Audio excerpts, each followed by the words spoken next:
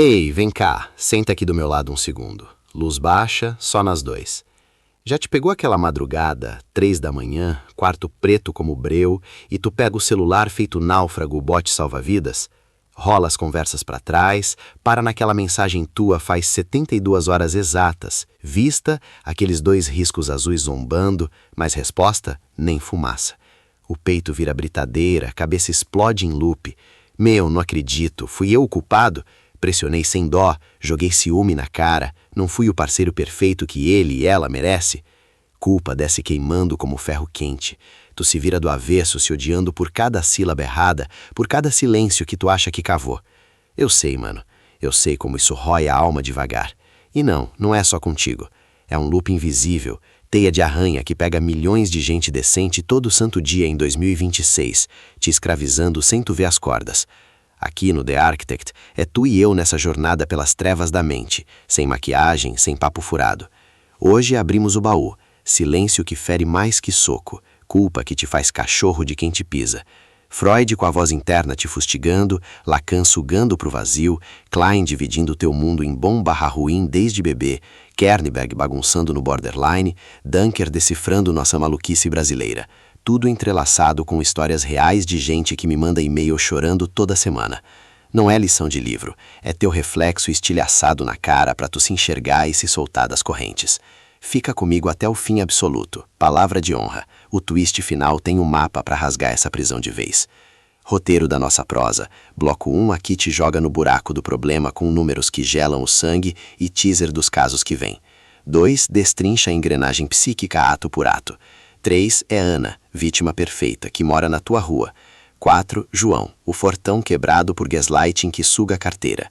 5, Maria e Pedro, no abismo quase mortal, com prova viva de renascimento.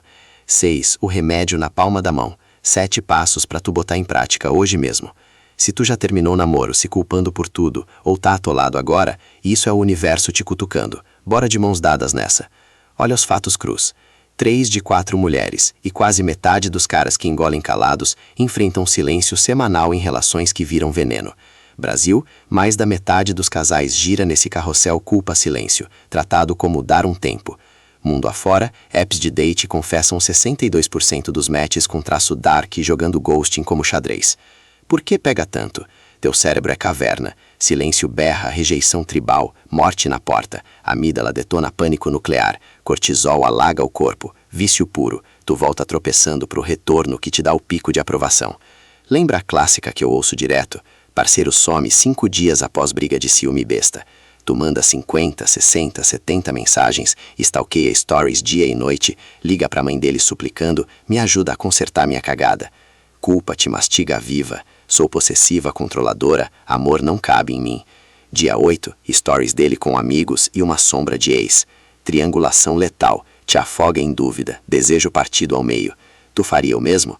Fecha os olhos agora, sente o silêncio ecoando no teu quarto vazio. Agora que a gente já mergulhou no caos do que você sente, deixa eu sentar mais perto e abrir, com calma, a máquina por trás disso tudo. Não é frescura, não é drama, não é você exagerando. É engenharia emocional, é abuso, é traço de personalidade sombria usando seu coração como laboratório. Vamos começar pelo óbvio que ninguém te contou. Esse tal de tratamento do silêncio tem nome, tem estudo, tem artigo, tem terapeuta batendo na mesa dizendo o que é. Quando a pessoa escolhe te ignorar, parar de responder, andar pela casa sem olhar na tua cara, te punindo com ausência, isso não é dar um tempo, não é eu preciso pensar. É uma forma de abuso emocional, é uma forma invisível de controle. Quem faz isso sabe que quanto mais você se desespera, mais poder a pessoa sente que tem sobre você. E olha que perverso, quanto mais você implora, se desculpa sem nem saber porquê, tenta consertar o que nem foi você que quebrou, mais você treina o cérebro dele ou dela a repetir o padrão. É quase condicionamento. A pessoa pensa, se eu sumo, ela corre atrás. Se eu fico em silêncio, ele se humilha. E sem perceber, você vai sendo adestrado a aceitar migalha como banquete. Freud chamaria essa voz que te esmaga de superego, aquela parte interna que te bate, que te chama de ridículo, de carente, de fraco. O parceiro some, mas quem te massacra é a voz na tua cabeça dizendo, a culpa é sua. Isso vem de muito antes desse relacionamento. Muitas vezes vem lá de trás, de pai e mãe que te deixavam sem resposta, sem explicação, sem colo. Você aprendeu a se culpar para não perder o vínculo. Klein ajuda a entender outro pedaço. Na cabeça do bebê, o mundo é meio 8 ou 80. Seio bom, seio ruim. Amor total, rejeição total. Quando adulto, num relacionamento, o silêncio do outro ativa essa ferida antiga. Na tua fantasia, você vira o lado ruim, aquele que estraga tudo, que merece castigo. Em vez de pensar, o que essa pessoa está fazendo comigo, você pensa, o que eu fiz para merecer? E aí entra a culpa tóxica. Winnicott vem e coloca um holofote na infância. Quando faltou um ambiente minimamente bom, aquele colo, aquele olhar que diz, eu te vejo, eu tô aqui, você aprendeu a sobreviver engolindo coisas demais. Hoje, se alguém te trata com silêncio, o seu sistema não reage como isso é inadmissível. Ele reage como, ok, eu aguento, é assim mesmo. O self verdadeiro, que sabe que isso dói e é errado, fica trancado. Quem assume é um self falso, treinado para agradar, minimizar conflitos, aceitar o inaceitável só para não ser abandonado. Agora pensa comigo na mistura explosiva.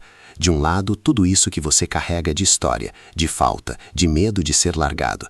Do outro, um parceiro com traços da Dark Triad, narcisismo, maquiavelismo, psicopatia leve, muitas vezes, que não enxerga você como pessoa inteira, mas como função.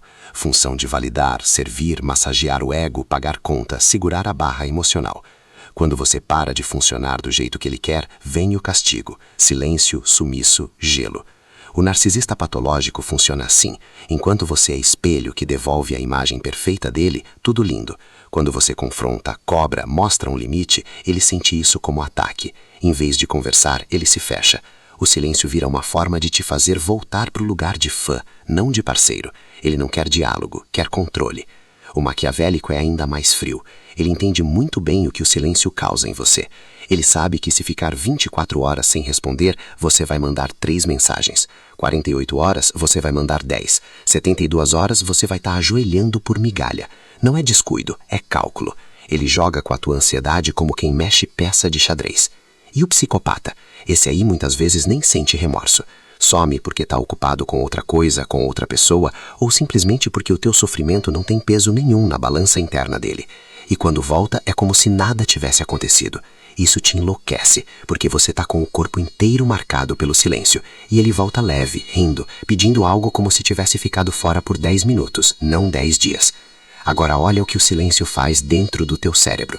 Ele dispara o sistema de ameaça. Você entra em estado de alerta permanente. A amígdala, a parte ligada ao medo, fica hiperativa. Qualquer notificação vira mini infarto. O cortisol sobe como se você estivesse fugindo de um predador, mesmo deitado na cama. A parte do cérebro que ajuda a pensar com clareza fica offline. Em vez de isso é errado, você só consegue pensar o que eu faço para essa pessoa voltar. É por isso que você perde o apetite ou come compulsivamente, dorme mal, não consegue trabalhar, perde prazer nas coisas básicas. Não é exagero, é corpo em guerra. E tem mais um detalhe perverso. Quando depois de tanto silêncio a pessoa finalmente volta, o teu cérebro solta dopamina, a química do alívio e da recompensa. É como passar horas sem ar e de repente respirar fundo. O problema é que isso vicia. Então, sem perceber, você começa a aceitar o ciclo. Silêncio, desespero, retorno, alívio. Aqui entra de novo Freud com a ideia de repetição. Você repete o trauma tentando, de forma inconsciente, ter um final diferente. Como se pensasse, dessa vez, se eu for mais calmo, mais compreensivo, mais paciente, essa pessoa não vai sumir de novo. Só que a dinâmica com alguém assim não muda com você sendo melhor, muda com você deixando de aceitar o jogo. E tem a sombra junguiana. Aquilo que você não olha em si mesmo, sua raiva, seu medo de ficar só, sua necessidade de controle, parece que aparece na forma de pessoas que encarnam isso por você. O parceiro que faz tratamento de silêncio vira o porta-voz da tua sombra. Ele te mostra o quanto você se abandona para não ser abandonado. Dói ver isso, eu sei, mas é libertador quando cai a ficha. Adler falava muito do sentimento de inferioridade. Se lá no fundo você aprendeu que vale menos, que tem que se esforçar o dobro para ser amado, esse tipo de dinâmica cai como luva pro lado mais doente de você. A pessoa some e em vez de você pensar, ela está errada, você pensa, preciso me esforçar mais. E quanto mais você se esforça, mais essa pessoa confirma a fantasia interna dela de que tem poder, de que manda em tudo. E lembra da Sarah e do Red? Essa história não é só um exemplo qualquer, é o retrato de milhares de relações. Red fazia aquela cara séria, aquele gelo calculado. Ana, vamos chamar de Sarah na nossa história, sentia o corpo inteiro ficar pequeno, diminuído. Ela começava a andar mais devagar na casa, falar num tom mais baixo, se desculpar por coisas que nem sabia quais eram. Ele não precisava levantar a voz. O silêncio dele era suficiente para ela se dobrar. Essa retenção hostil, esse silêncio com intenção, deixou Sara tão ansiosa que ela silenciou as próprias necessidades. Em vez de dizer, isso tá me machucando, ela começou a cozinhar mais, a fazer mais carinho, a tentar ser a parceira perfeita para ver se assim ele amolecia. E é aí que a coisa fica perigosa, quando o abuso te convence de que a solução é você se anular. Do ponto de vista psicanalítico, isso é reviver trauma antigo em cenário novo. Estudos com mulheres em relações de violência crônica mostram que muitas delas já tinham vivido abandono emocional ou físico na infância. O parceiro abusivo, com esse silêncio agressivo, reencena, sem saber, a sensação de estar diante de alguém de quem você depende, mas que te nega afeto e presença. E como lá atrás você não podia ir embora, hoje você sente a mesma paralisação. Percebe como o jogo é desleal? Você entra com história, com falta, com desejo sincero de conexão. O outro entra com traço sombrio, incapacidade profunda de te ver como pessoa inteira e uma ferramenta de controle chamada "não vou falar com você". Aí vem a cereja do bolo. Quando você tenta conversar sobre o silêncio, muitas vezes a pessoa vira e diz: "Você exagera, você é carente demais, você está fazendo drama". Isso é gaslighting. É fazer você duvidar da própria percepção da realidade. Com o tempo, você não só tem medo de perder a pessoa, você passa a ter medo de confiar em si mesmo. E é aqui que eu quero que você faça uma pausa comigo. Respira fundo, põe uma mão no peito. Nota como não é só um silêncio, é um conjunto de fatores. Um passado que dói, uma mente que te pune, um parceiro que te usa como regulador emocional, um corpo em alerta máximo e uma cultura que romantiza quem ama dá espaço, mas não fala do abuso que se esconde nesse espaço quando ele é usado como castigo. Se lá no fundo você já sentiu essa vergonha de admitir que sofre com alguém que só fica quieto, eu quero te dizer com todas as letras: você não é fraco. Você está exposto a um tipo de abuso invisível, mas devastador. E abuso não se cura com o mais esforço da vítima. Se cura com consciência, limite e, muitas vezes, afastamento. No próximo bloco, eu vou te apresentar a Ana de verdade. Não como conceito, mas como pessoa. O que ela sente quando o celular vibra, quando não vibra, quando a mãe dele atende, quando ele volta como se nada tivesse acontecido. E enquanto eu conto a história dela, você vai ouvir a tua história ecoando ali no meio. Não é para te afundar, é para você finalmente olhar para isso com nome e sobrenome. Se até aqui você se reconheceu em alguma linha, comenta para você mesmo, nem que seja num caderno. Eu não estou louco. Eu não estou louca. Isso me machuca. Esse é o primeiro passo para virar esse jogo. Bloco 3. A vítima perfeita. A história da Ana. 12 a 20 minutos. Agora eu quero te apresentar alguém. Não é personagem inventado para ilustração bonita. É um mosaico muito fiel de várias Anas que já sentaram na frente de um terapeuta, escreveram textão em fórum anônimo ou desabafaram em DM dizendo: "Eu tenho vergonha de admitir, mas eu vivo isso". Para facilitar, eu vou chamar de Ana. Mas enquanto eu conto, vê se não é o retrato falado da sua vida em algum momento. A Ana tem 32 anos, mora numa cidade grande, trabalha direitinho, paga boleto, ajuda a família quando dá, tem humor ácido e uma sensibilidade que pouca gente vê. Ela não é fraca, não é burra, não é mulher que gosta de homem que não presta. Ela é exatamente o tipo de pessoa que, no papel, todo mundo diz que merece coisa boa. E é justamente por isso que o que acontece com ela dói tanto. Quando o Lucas apareceu, parecia prêmio. Aquele cara comunicativo, bom de papo, aparentemente trabalhador, com um verniz de maturidade que fazia a Ana pensar: agora vai, agora eu encontrei alguém normal. O começo foi intenso, como tantas histórias de relacionamento abusivo descrevem. Mensagens o dia inteiro, planos de futuro em poucas semanas, apresentação rápida para amigos e família, viagens, surpresas, fotos de casal com legenda "Minha Paz". A Ana, com o histórico de carência e de relações anteriores mais frias, se sentiu finalmente vista. É aquela sensação que muitas vítimas relatam. Pela primeira vez, alguém me escolheu com todas as letras. A intensidade, que poderia ser um sinal de alerta, para ela veio como um cobertor em noite fria. A primeira vez que o silêncio apareceu foi aparentemente pequena. Uma discussão boba por causa de uma foto de ex nas redes. Ana não gostou, puxou o assunto de um jeito meio atrapalhado, misturando ciúme com medo de ser enganada. Lucas ouviu, fechou a cara e soltou um "eu não tenho paciência para drama", antes de sumir. Sumir como? Parou de responder no WhatsApp. Ficou offline de propósito. Nos encontros marcados, Simplesmente não deu. Um dia, 2, 3. Nenhuma conversa, nenhuma tentativa de resolver. Olha, eu preciso de tempo. O que a Ana sentiu nesses dias não cabe em palavra pequena. Ela começou irritada, foi ficando inquieta, depois apavorada. A cabeça dela virou tribunal. Eu estraguei tudo, puxei assunto num tom errado, peguei pesado, não sei me comunicar, sou muito ciumenta. A culpa, como tantos textos sobre tratamento silencioso descrevem, virou arma apontada contra ela mesma. No terceiro dia, a Ana já tinha mandado mais de 20 mensagens. Nada agressivo. Mensagens pedindo desculpa, mensagens tentando adivinhar o erro, mensagens suplicando, fala comigo, por favor, não me deixa assim. Ela ligou, chamou, caiu na caixa postal. O corpo dela começou a reagir. Falta de apetite, nó no estômago, insônia. É isso que muitos profissionais descrevem quando falam do impacto emocional desse tipo de tática. O corpo entra em estado de ameaça constante. No quinto dia, a vergonha começou a misturar com o desespero. A Ana se odiava por estar naquele lugar de implorar por atenção, mas ao mesmo tempo, o silêncio era tão torturante que ela faria quase qualquer coisa para quebrá-lo. Ela chegou ao ponto de mandar mensagem para a mãe do Lucas, perguntando se ele estava bem.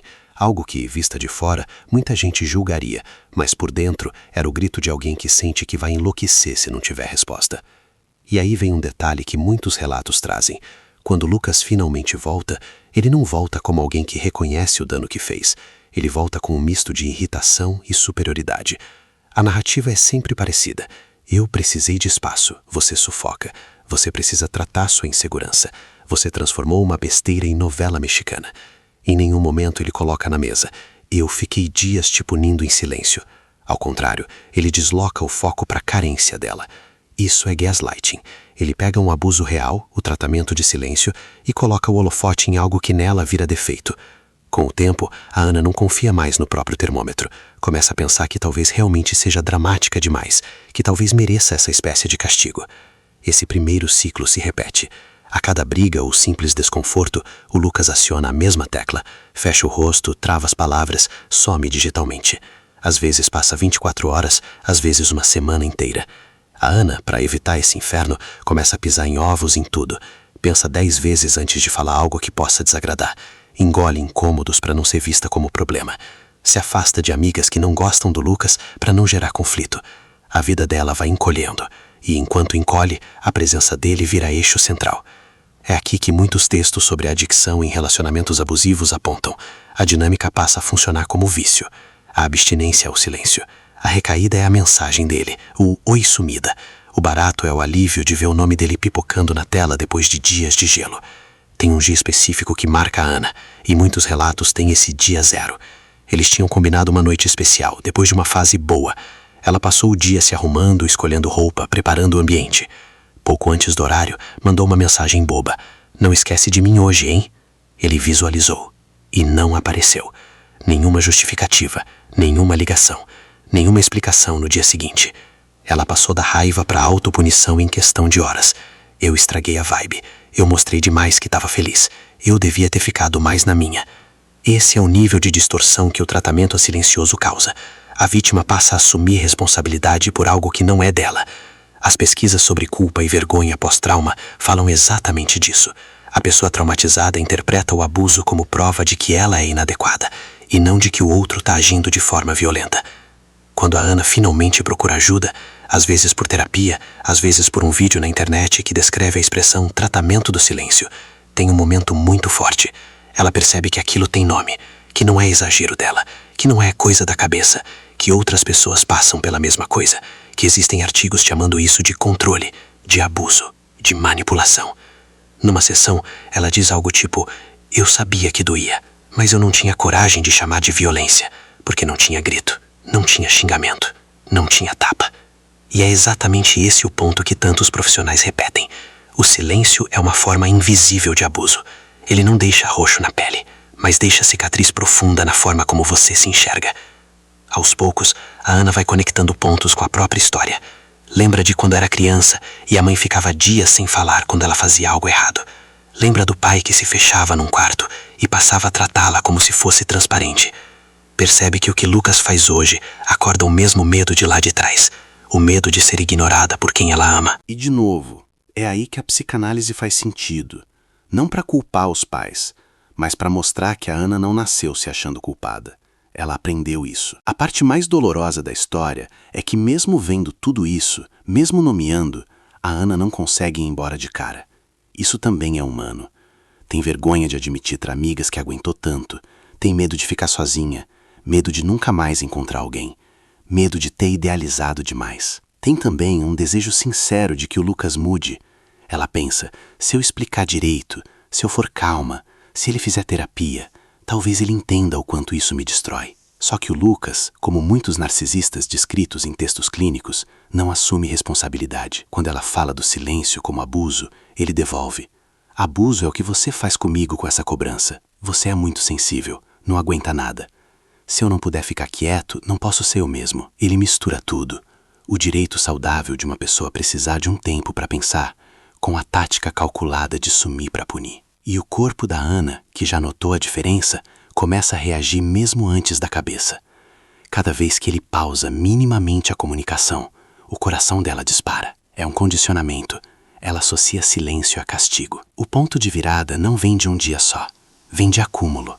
Vem de uma mensagem dele que não emociona mais como antes. Vem de uma noite em que ela percebe que está mais em paz sem ele, mesmo chorando, do que na corda bamba esperando o próximo sumiço. Vem de uma frase lida num artigo ou ouvida num vídeo.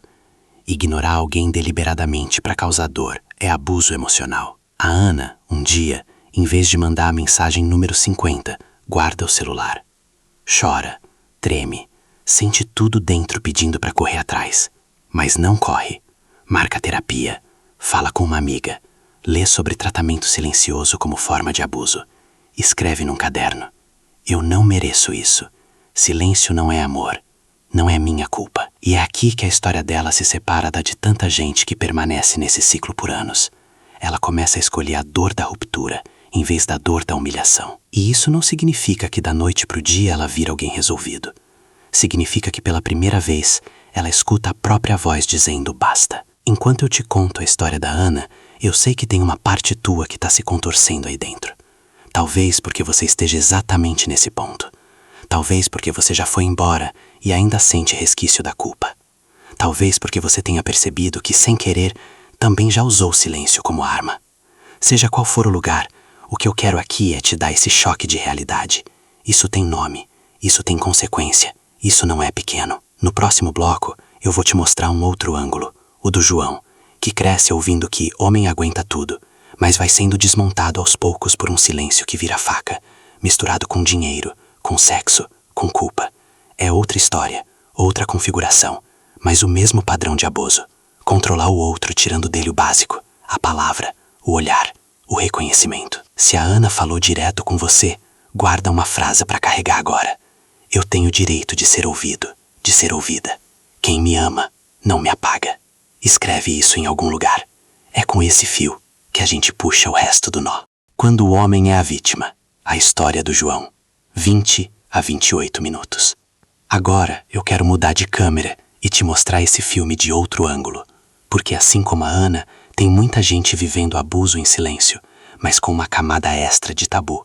O cara que apanha da relação e não pode falar que dói. João é um desses. Ele tem 28 anos, trabalha pesado, paga a conta, ajuda em casa. É aquele tipo de homem que por fora todo mundo chama de responsável, gente boa, parceiro top. Cresceu ouvindo o pacote completo. Homem aguenta calado, homem não chora, homem firme não fica reclamando da mulher. E é justamente esse script que deixa ele vulnerável para um tipo de violência que quase ninguém enxerga quando é com ele. Quando a Carla entrou na vida dele, parecia o upgrade que ele nem sabia que queria. Ela era intensa, carismática, cheia de opinião, carinhosa num nível que João nunca tinha vivido. Os primeiros meses foram um redemoinho, mensagens o dia inteiro, declarações, sexo intenso, planos de morar junto em tempo recorde. A famosa fase de idealização, onde você é colocado num pedestal e sente que finalmente alguém te viu inteiro. Só que aos poucos, uma coisa foi aparecendo entre esses picos de amor. O silêncio como faca. Não aquele silêncio de quem está refletindo sobre uma briga, ou o momento em que cada um precisa ficar no seu canto para baixar a poeira. Um silêncio gelado, calculado, usado como castigo sempre que João contrariava alguma expectativa dela. A dinâmica era mais ou menos assim. João dizia não para algo que ela queria ou colocava um limite. Carla mudava o tom na hora, fechava a cara, o corpo inteiro. No mesmo dia, resposta seca. No dia seguinte, quase nenhuma resposta. Depois, sumiço emocional total. Ela estava ali fisicamente, mas era como se ele tivesse deixado de existir. Não tinha conversa do tipo, olha, eu fiquei chateada, preciso de um tempo. Não, era corte, silêncio de muro. Se morando junto, ela passava pela casa como se João fosse um móvel. Se estavam em casas separadas, vinha o clássico, não responde mensagem, não atende ligação, some das redes ou posta algo totalmente fora do que eles estavam vivendo, para ele ver que está de boa, feliz, sem ele. Para um cara treinado a não reclamar, isso é terreno perfeito para autoculpa. João pensava, eu devo ter sido grosso demais. Eu devo ter falado de um jeito errado. Ela tá assim porque eu não sou um bom namorado. Ele passava noites rolando de um lado para o outro, celular na mão, revendo a conversa para encontrar a palavra exata onde, na cabeça dele, tudo começou a desandar. É o mesmo mecanismo que a gente viu com a Ana, só que agora com uma camada de vergonha extra. Como vou contar para os meus amigos que minha namorada me pune com silêncio? Vão rir da minha cara. O primeiro ciclo de silêncio da Carla veio depois de uma coisa pequena. João pediu um tempo maior para decidir uma compra grande para o casal. Ele não disse não, disse espera. Ela interpretou como desvalorização. Naquela noite, ela foi dormir virada de costas, sem encostar, sem um boa noite. No dia seguinte, respostas monossilábicas. No outro, quase nenhuma palavra. João, que detestava conflito, tentou de tudo. Mandou mensagem no meio do dia, se eu te magoei, me desculpa, eu só queria pensar melhor. Comprou chocolate que ela gostava.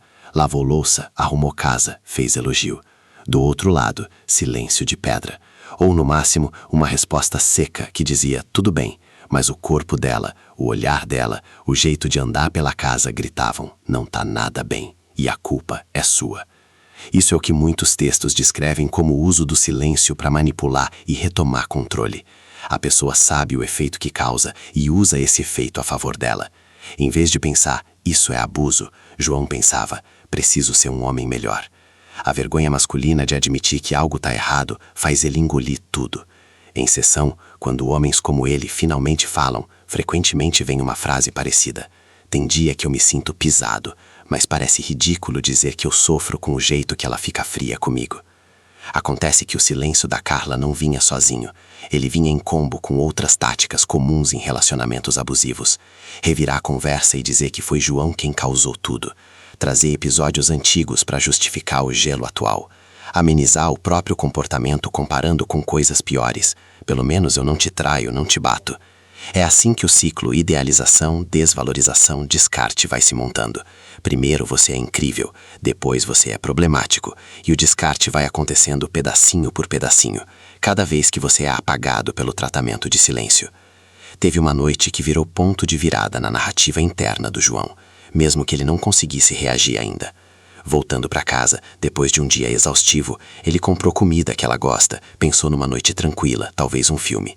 Entrou, falou, oi amor, tentou encostar.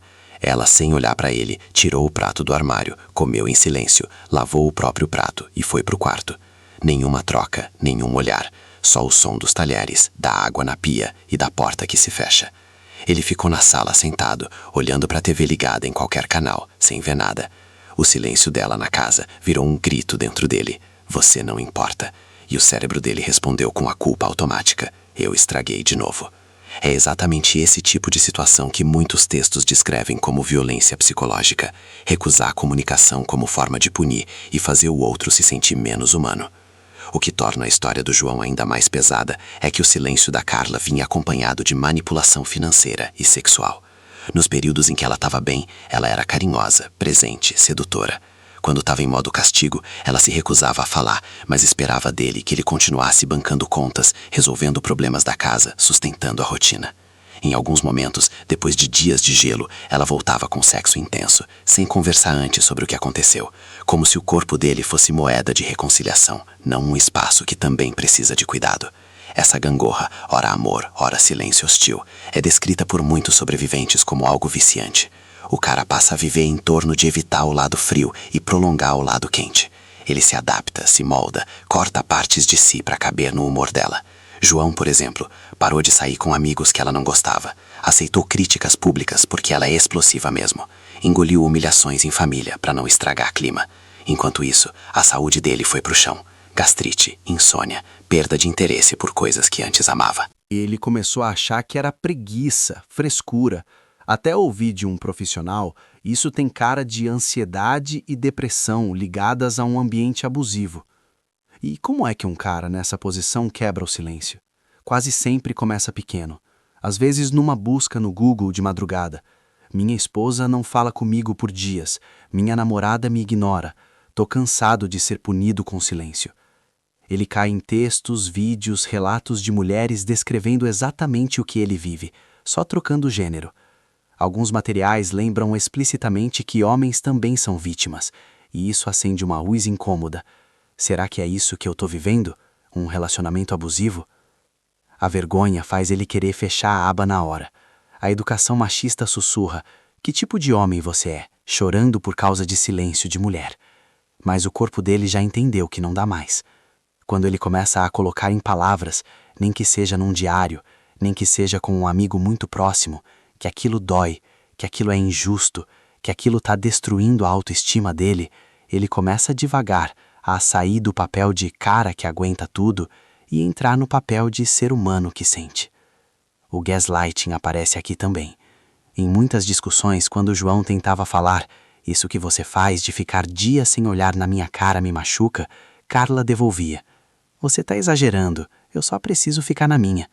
Se eu tivesse realmente brava, você ia ver o que é a briga. Isso aqui é só eu quieta. Engraçado, você reclama de silêncio, mas quando eu falo você não aguenta ouvir." Ela distorce o pedido de comunicação e transforma em incompetência dele. Isso faz João duvidar da própria percepção. Será que é abuso mesmo? Ou será que eu tô mimado? A confusão mental é uma marca clássica desse tipo de violência. O ponto de inflexão do João veio num dia simples. Ele percebeu que estava mais tenso ao ouvir a chave dela na porta do que quando estava sozinho.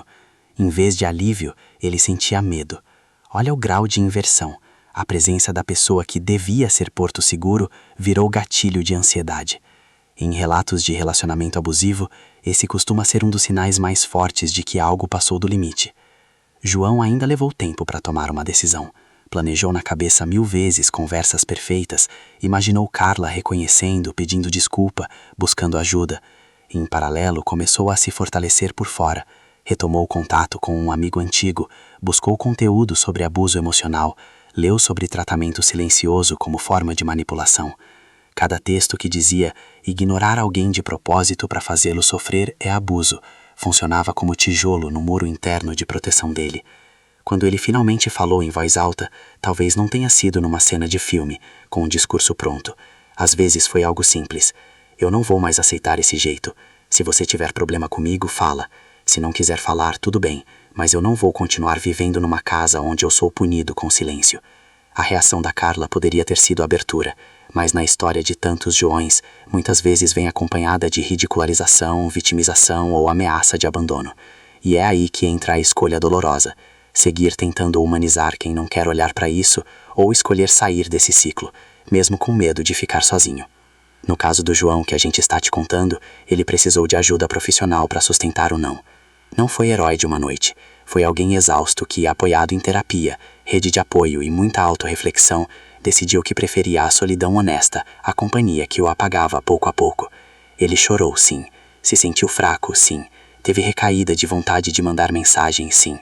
Mas cada vez que lembrava das noites sentado na sala, sendo ignorado na própria casa, ele reforçava para si mesmo: eu não mereço isso. Se em algum pedaço dessa história você se viu, sendo homem ou mulher, guarda isso. Não existe gênero para sentir dor, para ser manipulado, para ser apagado. Silêncio usado como punição é violência, ponto. Não é frescura, não é drama, não é falta de maturidade sua. Se você vive num lugar onde a sua existência é tratada como opcional, como se você fosse uma sombra que só ganha cor quando agrada, tem alguma coisa muito errada nessa dinâmica. No próximo bloco, eu vou te levar ainda mais fundo num caso de longo prazo, Maria e Pedro, para te mostrar como esse tipo de relação pode ir comendo anos da vida de alguém, por dentro e por fora, e ainda assim existir caminho de volta. Não para a história perfeita de Instagram, mas para a vida em que você não precisa implorar por um bom dia. Bloco 5. O loop fatal. A história da Maria e do Pedro. 28 a 36 minutos. Até aqui a gente falou de ciclos que duraram meses, às vezes poucos anos. Agora eu quero que você venha comigo para um caso que se arrastou por tanto tempo, que quase engoliu a vida inteira da pessoa. Eu vou chamar de Maria, mas, como antes, ela é a soma de muitas Marias que passaram anos dentro de relações que foram apertando, até quase não sobrar ar. Maria tinha aquela história que muita gente romantiza. Amor de juventude que se reencontra, promessa de dessa vez vai dar certo. Pedro era o cara que chegou no momento em que ela estava cansada de ficar sozinha, com uma autoestima já arranhada, e trouxe aquela sensação de destino. A gente se conhece há tanto tempo, é claro que era para ser. Só que destino que começa com ameaça, controle e medo não é romance, é alerta. Os sinais, como sempre, não vieram na forma de tapa logo de cara. No começo, Pedro era o típico parceiro que o mundo aplaude, ciumento porque ama, presente, que quer saber onde ela está porque se preocupa. Ele comentava roupas, amigos, tempo que ela passava nas redes, tudo embrulhado em frases como "eu só quero te proteger, tem muita gente ruim por aí. Se você soubesse o quanto eu te amo, entenderia meu ciúme." Aos poucos o círculo dela foi sendo diminuindo. As amigas de balada foram as primeiras a serem classificadas como más influências. Depois vieram os cursos, os hobbies. Maria foi abrindo mão de pequenas coisas, sempre achando que estava investindo no relacionamento. É assim que muitos relatos descrevem a fase inicial do relacionamento abusivo. Um amor que vem junto com o isolamento, humilhações discretas, chantagem emocional. Só que, com o tempo, além de palavras e cenas de ciúme, entrou na jogada algo mais silencioso e cruel: o controle através do silêncio e do dinheiro. Pedro começou a administrar o dinheiro dela para ajudar. Primeiro ele pediu para organizar melhor, porque ela era muito distraída. Depois convenceu a Maria a colocar boa parte do salário numa conta conjunta, porque casal de verdade não separa nada. Quando ela percebia, qualquer tentativa de falar sobre isso virava guerra, e o castigo preferido dele era sempre o mesmo: dias de silêncio, cara fechada, desprezo gelado, como se ela tivesse cometido um crime por querer saber do próprio dinheiro. Imagina a cena. Maria acordava, fazia café, colocava na mesa. Bom dia. Pedro pegava a xícara, bebia, levantava e saía sem dizer uma palavra, sem um olhar, sem um obrigado. Era como se ela tivesse se tornado parte da mobília. Quando voltava do trabalho, ele ligava à TV, pegava o celular, ficava horas sem falar com ela. Às vezes dormiam na mesma cama sem trocar uma frase. E toda vez que ela criava coragem para perguntar o que está acontecendo, vinha uma resposta atravessada: nada. Você que é dramática. Se eu não falo, você reclama. Se eu falo, você não aguenta. É a forma mais sutil e mais devastadora de tratamento silencioso. Não é só deixar de responder mensagem, é deixar de reconhecer a existência do outro como pessoa. Textos sobre isso descrevem exatamente essa experiência. A vítima se sente menos humana, um fantasma andando dentro da própria casa. Com os anos, o silêncio de Pedro foi sendo misturado com outros tipos de abuso. Ele começou a fazer comentários sobre o corpo da Maria, dizendo que ela devia emagrecer, que ninguém além dele a acharia atraente. Dizia que se ela saísse daquela idade e voltasse para o mercado de solteiros, ninguém iria querê-la. A autoestima dela, já fragilizada, foi se desgastando cada vez mais. Como muitos relatos de relações abusivas apontam, a pessoa passa a se ver pelos olhos do abusador. A dependência emocional se somou à dependência financeira. Sem controle pleno do próprio dinheiro, Maria sentia que não tinha como ir embora. Não sabia se conseguiria pagar um aluguel sozinha, recomeçar, se manter. E em paralelo, Pedro reforçava isso dizendo frases como: sem mim você não se vira. Você não tem cabeça para dinheiro. Ninguém vai te aceitar do jeito que eu aceito. Esse tipo de fala vai entrando devagarinho, até que um dia a vítima repete sozinha, sem que ninguém precise dizer. Maria se pegava pensando: eu não tenho força, eu não tenho para onde ir, eu já estou velha demais para recomeçar. E o silêncio ficava cada vez mais longo e mais estratégico. Qualquer tentativa de Maria se colocar, qualquer não que ela dava, era seguido por dias em que ele não respondia a perguntas simples. Não olhava nos olhos, não tocava nela, a não ser na hora que ele queria sexo, sem carinho, sem diálogo. Quando ela chorava, ele virava para o lado. Quando ela pedia, por favor, fala comigo, ele levantava e ia embora do cômodo. Textos sobre tratamento silencioso falam de vítimas que odiavam mais o gelo do que os próprios gritos. Porque quando alguém grita, pelo menos você sabe o que a pessoa está sentindo. No silêncio, você fica sozinho com a culpa, com a imaginação e com o medo. Ao longo dos anos, o corpo da Maria foi gritando o que a mente não conseguia admitir. Veio ansiedade constante, crises de choro sem motivo aparente, problemas de sono, dores físicas sem causa orgânica clara. Ela passou a duvidar da própria sanidade, a sentir uma espécie de vazio crônico, uma tristeza que não ia embora. Estudos sobre relacionamentos abusivos são unânimes. Viver anos nesse ambiente gera sequelas emocionais profundas, ansiedade, depressão, às vezes até sintomas de estresse pós-traumático. E por que ela não foi embora antes? Essa é a pergunta que o mundo gosta de fazer apontando o dedo, mas que ignora o mais importante. Não é fácil sair de um lugar onde você foi condicionado a achar que não vale nada. Os relatos mostram que muitas pessoas tentam terminar várias vezes. Terminam por impulso, voltam na recaída da dependência emocional, acreditam nas promessas de mudança, se apegam às fases boas como prova de que, no fundo, ele é bom. Maria também teve os ciclos clássicos. Tentava terminar. Pedro chorava, pedia perdão, dizia que ia mudar, prometia terapia. Vinham algumas semanas de paz, mais atenção, menos silêncio. Até que tudo caía por terra e o gelo voltava, mais frio ainda. É o looping perfeito do abuso. Idealização, desvalorização, punição, reconciliação e de novo. Anos assim. Até que num dia que parecia qualquer outro, algo muito pequeno virou gatilho. Ela estava na cozinha, lavando louça. Ele entrou no cômodo, pegou água na geladeira, passou por trás dela, sem sequer dizer com licença. Nessa cena simples, quase cinematográfica de tão cotidiana, Maria sentiu um clique interno. Eu sou um objeto nessa casa. É estranho, mas muitas pessoas relatam que o ponto de virada não é uma grande briga, nem um grande acontecimento. É um momento banal, em que o absurdo finalmente é percebido como absurdo. Ali, com a mão cheia de espuma, ela sentiu que se perdeu de si mesma há muito tempo. Não foi nesse dia que ela saiu, mas foi nesse dia que, pela primeira vez, ela conseguiu olhar para a vida que levava e pensar: isso não é normal. Depois desse clique, começa o processo silencioso de preparação para a saída. Maria começou a guardar pequenos valores sem ele saber, retomou contato com uma amiga antiga, voltou a ler sobre relacionamentos abusivos e, principalmente, sobre o tal tratamento do silêncio. Cada texto que dizia com todas as letras recusar-se a falar, ouvir ou responder como forma de punir é abuso, funcionava como uma segunda voz dentro dela, contrariando as frases de Pedro que diziam que ela era dramática. Ela também foi percebendo que não precisava esperar um último abuso para ter o direito de ir embora. Que a soma de anos sendo calada, ignorada, culpada, apagada, já era motivo suficiente. Isso é algo muito importante que sobreviventes sempre reforçam. Você não precisa de um grande estouro para justificar sair. A gota d'água pode ser a percepção de que você já não se reconhece mais. Quando finalmente saiu, não foi bonito, nem controle total.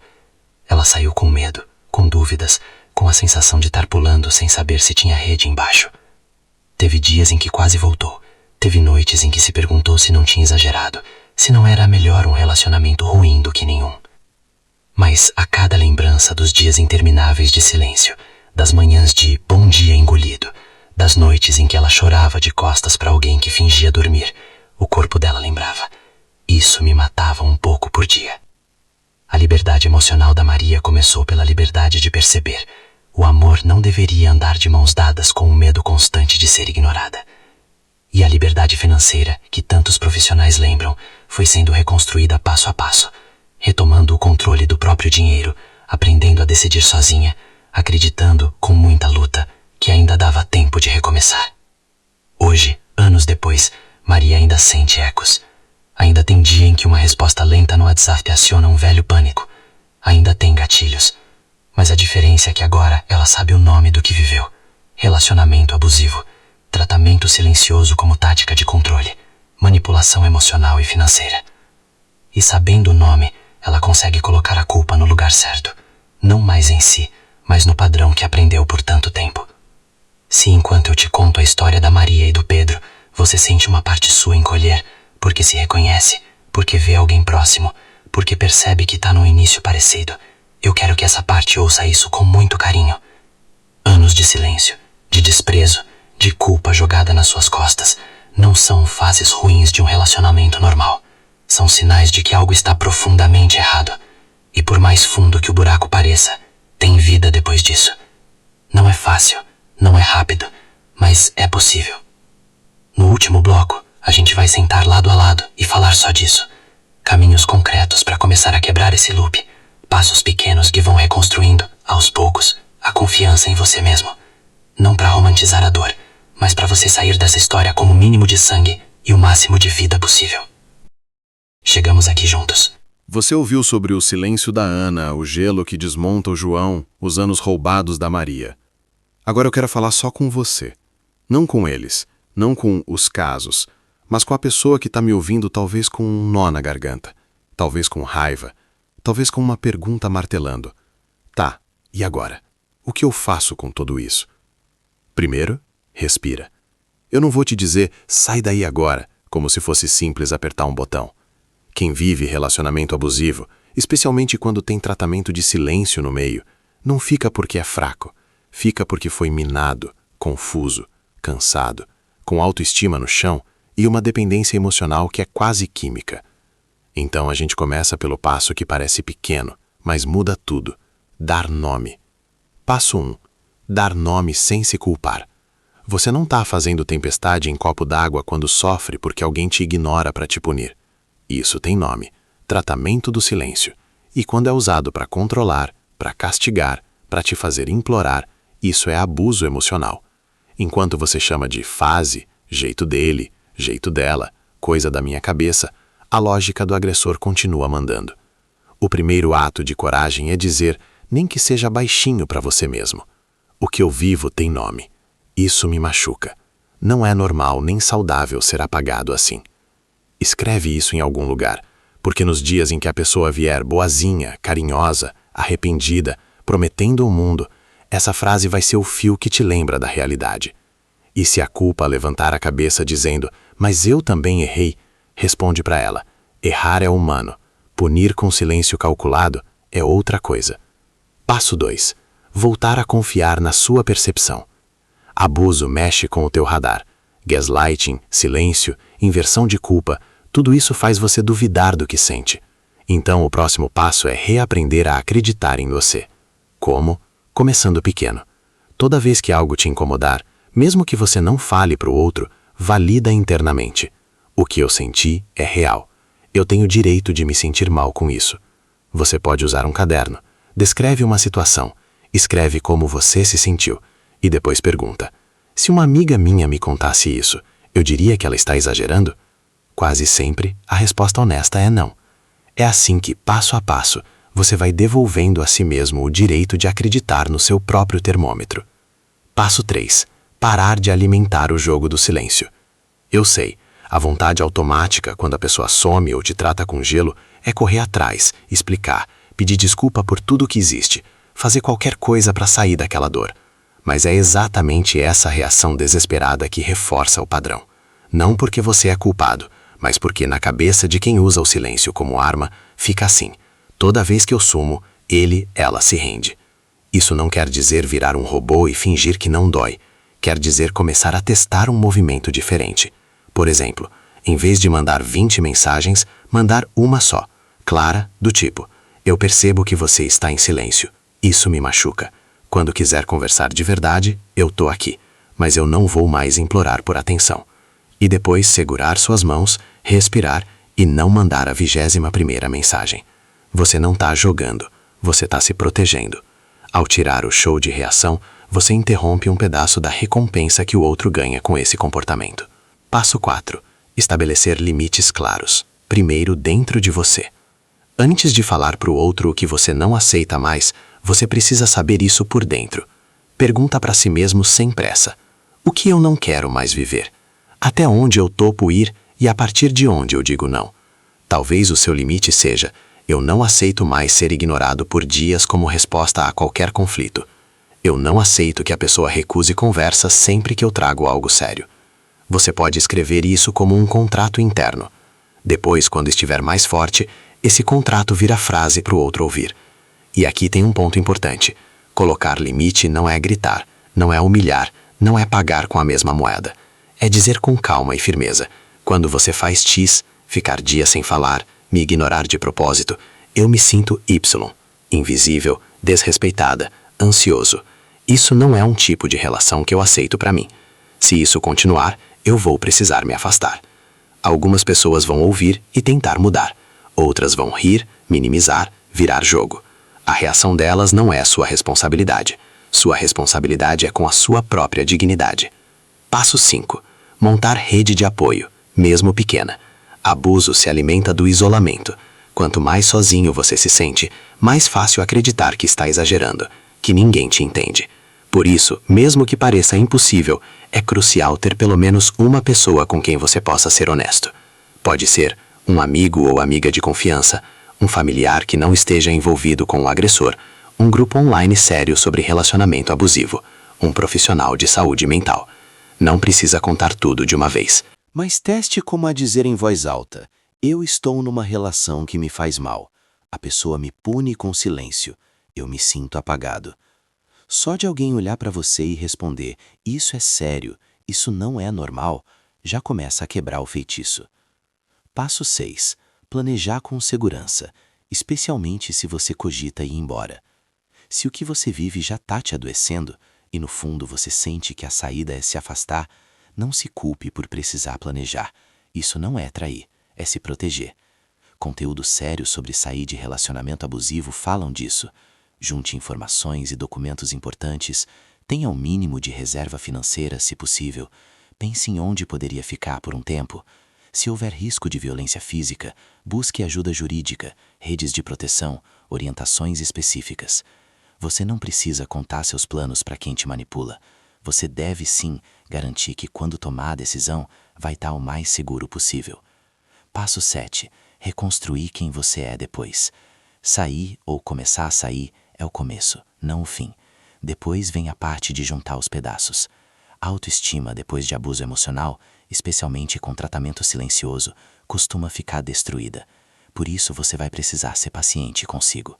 Coisas que ajudam muito, segundo especialistas: fazer terapia com alguém que entenda de trauma e abuso, praticar diariamente pequenas ações de autocuidado, comer, dormir, tomar banho, caminhar, redescobrir hobbies, gostos, coisas que eram suas e que ficaram apagadas, brincar de se lembrar de qualidades suas que o abuso enterrava, coragem, criatividade, humor, sensibilidade. Tem exercícios de terapia cognitivo-comportamental que funcionam como musculação da autoestima. Anotar pensamentos automáticos de auto-ódio e questioná-los, listar evidências de que você não é o lixo que te fizeram acreditar, escrever cartas para si mesmo com a mesma compaixão que você teria por um amigo na mesma situação. Parece bobo, mas ao longo dos meses, isso vai reprogramando sua cabeça para um lugar menos cruel. E por último, mas talvez mais importante, lembrar todos os dias que você não é o que fizeram com você. Você não é o silêncio que recebeu. Você não é o abandono que viveu. Você é alguém que, apesar de tudo isso, está aqui agora, ouvindo, refletindo, talvez começando a se mover. E isso já é enorme. Eu não sei em que ponto da curva você está. Se ainda tentando se convencer de que é só uma fase, se já com um pé para fora, se já saiu, mas carrega culpa e saudade das partes boas. O que eu sei é que ninguém merece viver eternamente em estado de prova, implorando por resposta, medindo cada palavra com medo de ser apagado. Amor não é silêncio que castiga. Amor é presença que conversa, mesmo quando dói. Se esse episódio tocou em feridas antigas, se fez cair ficha, faz uma coisa por você antes de ir dormir hoje. Escreve numa folha, no bloco de notas, onde for. Eu mereço ser tratado como pessoa, não como castigo. Silêncio não é amor. Eu posso, aos poucos, sair desse loop. Guarda. Lê nos dias em que você começar a se convencer do contrário. E se puder, procura ajuda. Profissional, amiga, grupo, o que couber na tua realidade. Ninguém sai de um buraco desse sozinho. E tudo bem precisar de mão. Aqui no Arquiteto, eu vou continuar te lembrando disso em cada episódio. O escuro existe, o abuso existe, o silêncio dói. Mas tem caminho pra fora. E você não é o problema. Você é alguém que merece, de verdade, uma vida em que ser visto, ouvido e respeitado não seja a recompensa, seja o básico. Se você chegou até aqui comigo, eu quero que você se imagine, por um instante, fechando a porta do quarto, sentando na beira da cama, talvez com o fone ainda no ouvido, e só deixando o corpo amolecer um pouco. Porque esse episódio foi pesado. A gente falou de dor, de humilhação, de anos perdidos em silêncio. Você não é de ferro, ninguém é. Eu não tô aqui pra romantizar nada disso. Relacionamento abusivo não é escola, não é prova de fogo, não é missão espiritual. É violência. É um lugar que vai aos poucos destruindo a clareza que você tem sobre quem é.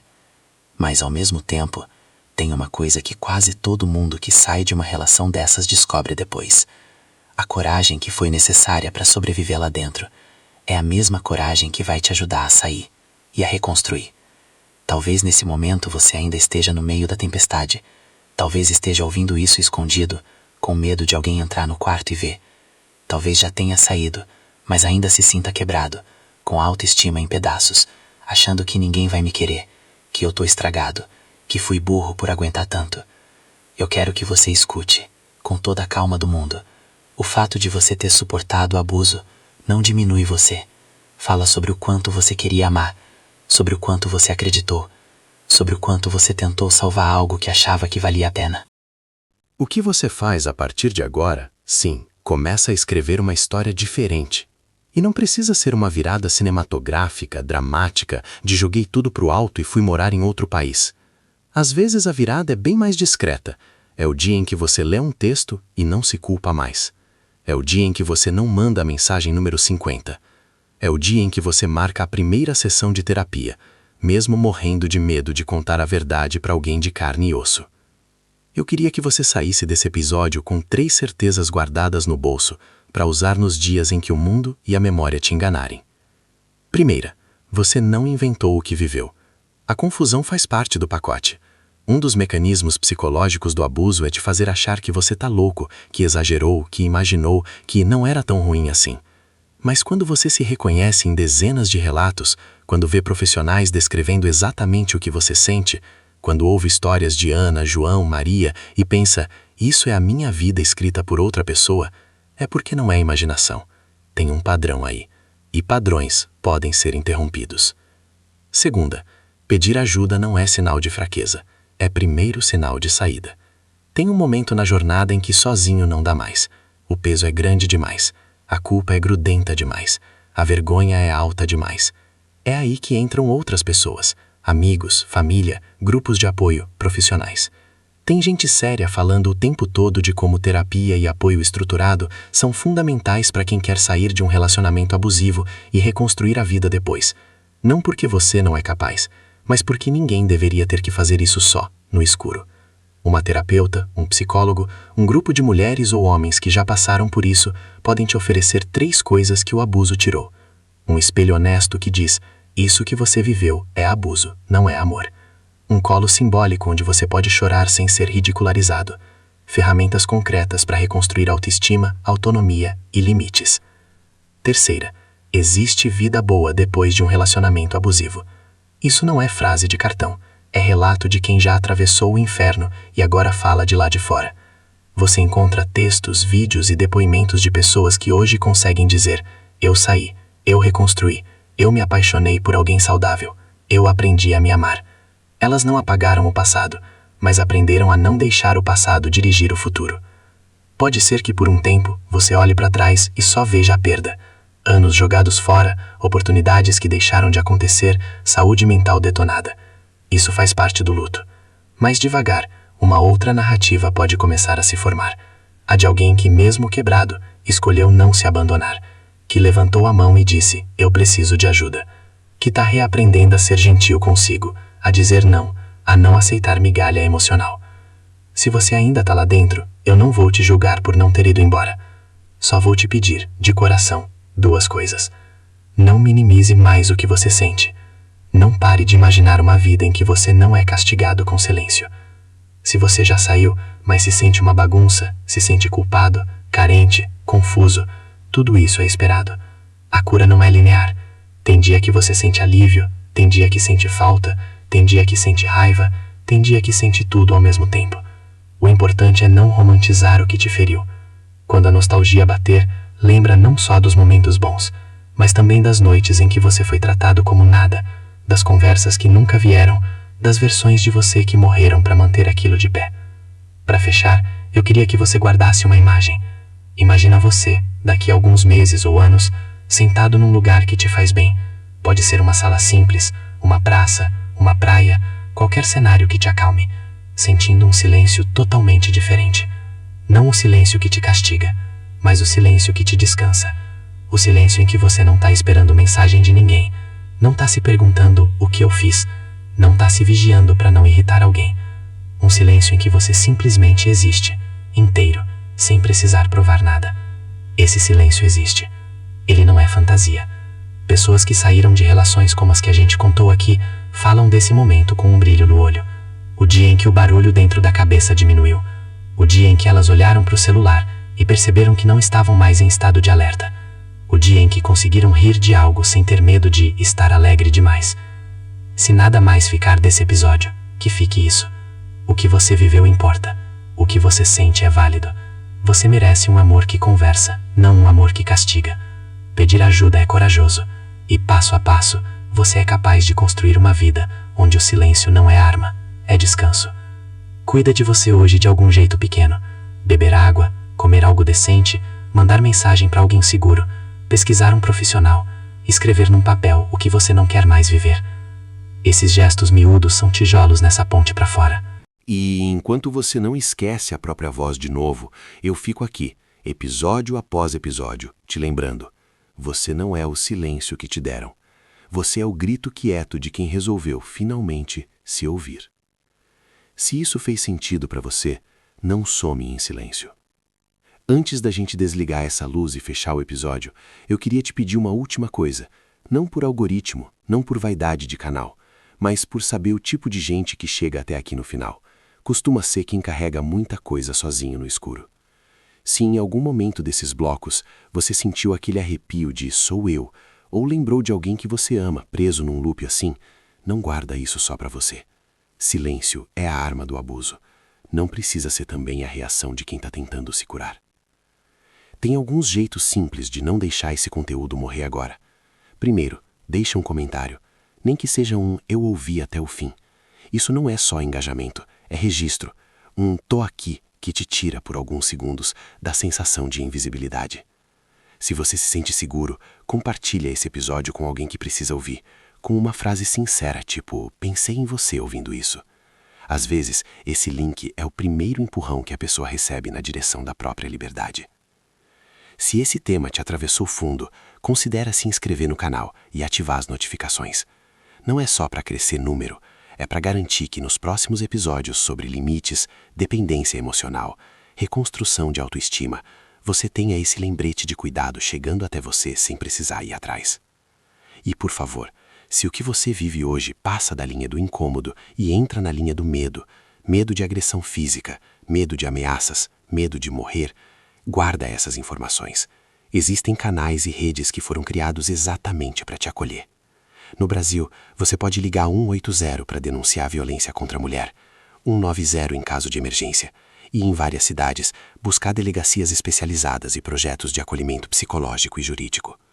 Não é drama, não é exagero, não é levar problema para fora de casa, é se manter vivo. Se você é profissional de saúde mental, se trabalha com psicologia, psiquiatria, assistência social, ou se é o amigo que sempre acaba sendo apoio da galera, usa esse episódio como ponto de partida para a conversa. Vídeo não substitui terapia, mas pode ser gatilho de insight, ferramenta em sessão, material para um grupo discutir o que todo mundo sente, mas pouca gente fala. Eu vou te pedir só mais uma vez, antes de fechar esse vídeo, faz uma microação por você. Pode ser se inscrever, pode ser salvar esse episódio numa playlist chamada Vou Ouvir de Novo. Pode ser mandar uma mensagem para alguém dizendo, acho que preciso conversar. Pode ser pesquisar terapia relacionamento abusivo e abrir a primeira aba. Qualquer gesto desses é um eu me levo a sério escrito na prática. E se quiser que esse canal continue sendo um lugar onde você se sente visto, me mostra isso. Deixa teu relato, tua dúvida, teu tema para o próximo episódio. A partir daqui, cada vídeo pode ser uma conversa em cima da outra, costurando saída, acolhimento, orientação. Hoje, a gente falou de silêncio como arma. Eu quero que daqui pra frente, o silêncio que existir na tua vida seja o silêncio de descanso, de paz, de casa segura, não o silêncio de quem te castiga. Se alguma parte sua acredita que isso é pedir demais, eu vou ser a voz chata repetindo, não é. Então antes de ir, se cuida, não se diminui. E se esse conteúdo tocou, não desapareça em silêncio. Se inscreve, comenta, compartilha. Não para inflar ego de canal, mas pra gente não perder esse fio de conversa que pra muita gente é literalmente a diferença entre continuar se culpando e começar a se salvar. A gente se encontra no próximo episódio.